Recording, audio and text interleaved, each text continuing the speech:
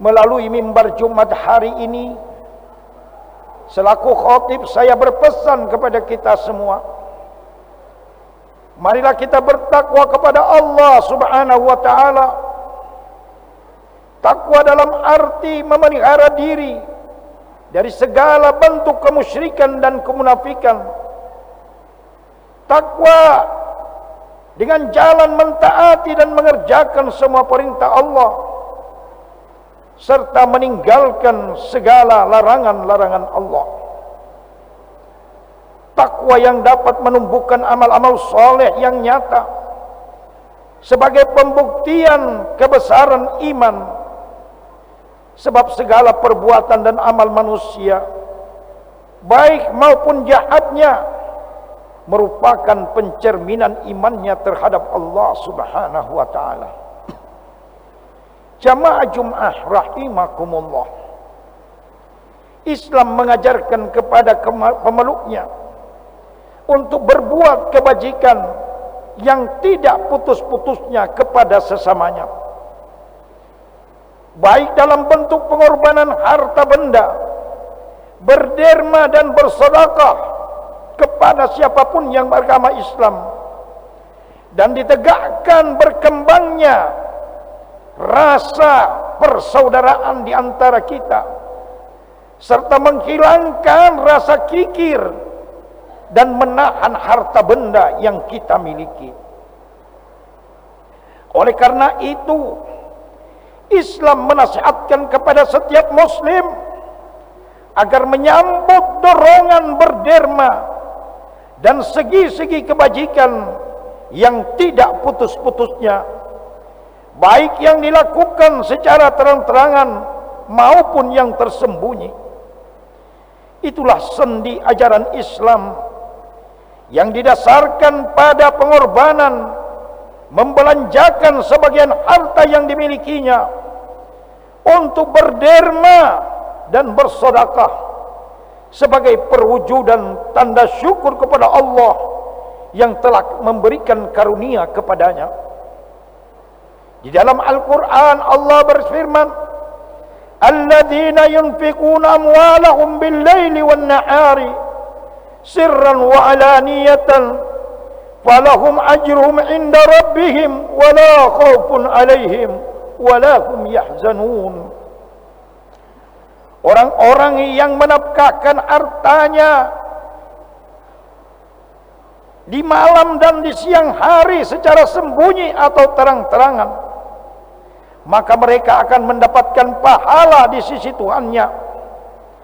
Tidak ada kekhawatiran terhadap mereka, dan mereka pula tidak pernah bersedih hati. Jamaah rahimakumullah, setiap muslim hendaknya berhemat dalam mengeluarkan hartanya untuk memenuhi kepentingan hidupnya, agar ia tidak habis, hartanya tidak habis begitu saja. Sebab ia berkewajiban mengajak orang lain dalam menikmati dan memanfaatkan harta yang Allah karuniakan kepadanya. Kekayaan hendaknya kita gunakan untuk kepentingan umum, menolong fakir miskin, dan ikut meringankan penderitaan orang-orang yang susah dan tidak mampu. Rasulullah sallallahu alaihi wasallam bersabda, "Ya ibni Adam, innaka an tubaddilal fadla khairun laka, wa in tumsikhu syarrun lak, wa la tulami ala kafafin, wa abda' biman ta'ulu al-yadul ulya khairun min yadis sufla." Hai anak Adam, kalau engkau mendermakan kelebihanmu, itu lebih baik bagimu. Dan apabila engkau tahan saja, itu berbahaya bagimu. Dan engkau tidak tercelah atas kesederhanaan. Dan dahulukan orang-orang yang menjadi tanggunganmu. Dan tangan yang di atas atau tangan yang memberi lebih baik daripada tangan yang di bawah, yaitu tangan yang menerima. Jamaah Jum'ah rahimakumullah, Allah Subhanahu wa taala melarang memboroskan harta dan memerintahkan agar memberikan harta kepada kaum kerabat dan fakir miskin. Karena orang yang mubazir atau orang yang tidak mengeluarkan yang berguna adalah perusak yang bodoh, tidak punya perhitungan, menyia-nyiakan harta pada keinginan nafsu tertentu.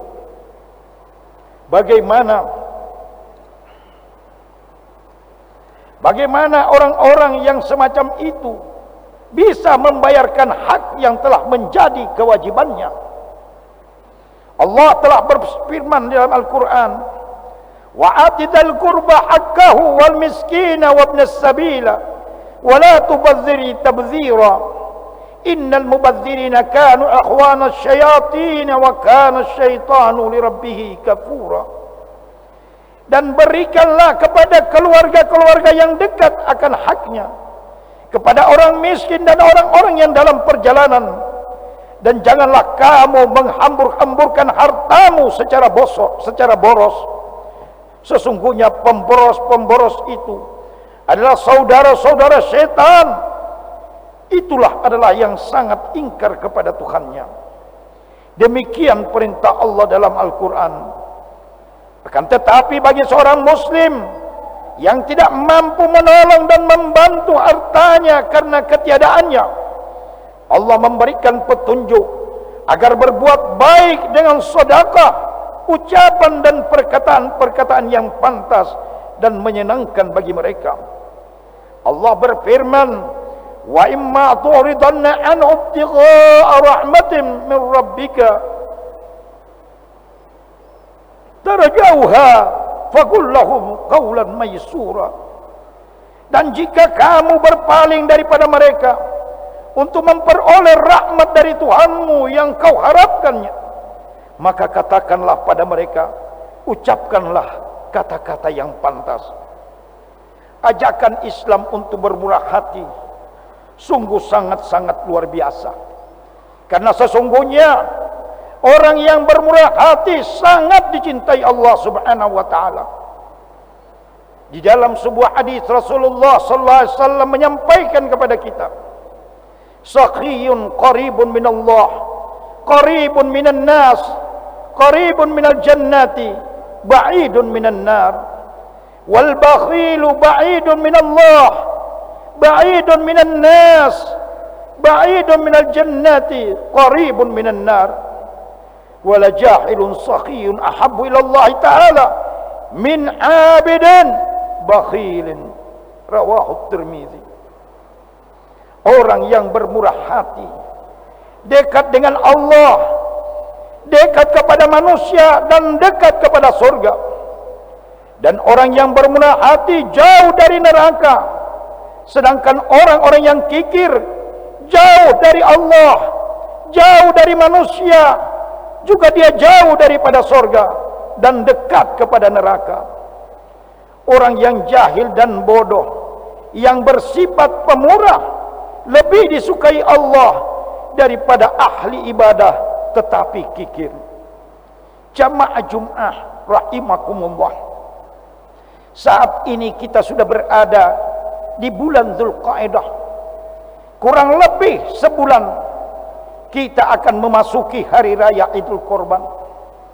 Marilah kita kaum muslimin menjadi orang-orang yang bermurah hati, yang mau membantu saudaranya sesama muslim dengan mengorbankan hewan korban dan membagikan daging korban kepada mereka-mereka. Janganlah kita menjadi orang kikir.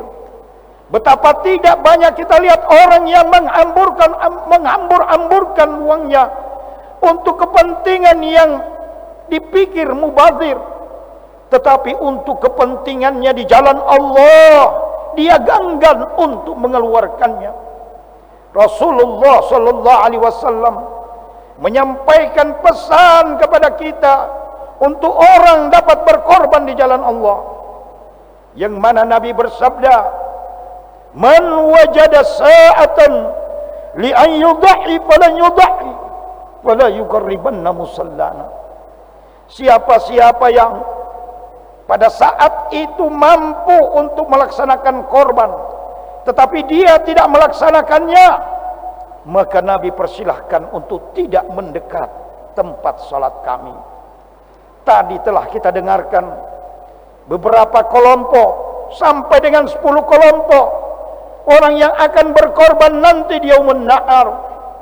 Mari kepada kita yang berkemampuan, jamaah sekalian, kita belanjakan harta kita di jalan Allah untuk mengikuti sunnah Nabi Allah Ibrahim alaihissalam dan Ismail alaihissalam. Mudah-mudahan dengan pengorbanan yang nanti kita akan lakukan, kita menjadi orang yang dekat dengan Allah, yaitu orang yang mau membelanjakan hartanya di jalan Allah. InsyaAllah kita akan mengikuti Nabi Allah Ibrahim sebagai kekasih Allah, dan insyaallah kita akan mendapatkan keselamatan dunia dan akhirat. Amin ya rabbal alamin. Inna ahsanal kalam wa mablaghan nizam kalamullah al-malikil alam. A'udzu billahi minasy syaithanir rajim. Ha antum haula'i tad'una litunfiqu fi sabilillah ومنكم من يبخل ويبخل فإنما يبخل عن نفسه والله غني وأنتم الفقراء.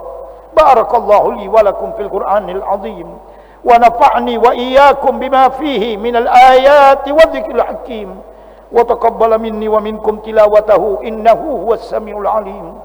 أقول قولي هذا وأستغفر الله العظيم لي ولكم ووالدي ووالديكم ولسائر المسلمين والمسلمات والمؤمنين والمؤمنات واستغفروه إنه هو الغفور الرحيم.